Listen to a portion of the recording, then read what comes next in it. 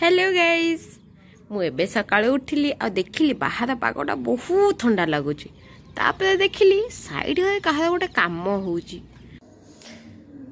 सका कौन करी बोली भाविली तापर भाविली मैदा अच्छी तो पूरी कर दूची टिके लुण पकेबा तापरे मैदा पकेबा तापरे आकु चकुड़ दबा एबे मु तो भल भाबे ताकु चकुड़ देली एबे किस समय घोड़े की रखिदबा पूरी सहित कौन करी बोली भाविली तापर भाविली कोबी आलू भाजी दे पूरी सहित आम खाईदेबू एइठी मु देखो गोटे अठा आनी मूसा मरा अठा बाकी आम गोटे भी मूसा बनदेनी आम घर केते मूसा अच्छे गोटे भी पड़ूना हाँ एबे आम रोषेई करिया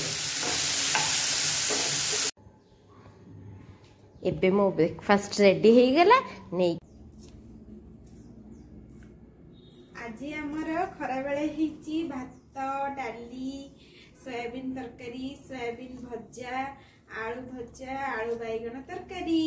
आज सांब दशमी रे आमर लंच एया हिची आसंतु आपण माने सब खाइबे जी देखिया दे कौन करचु काकरा सांब दशमी खुशी रे आमर तो नाई सांब दशमी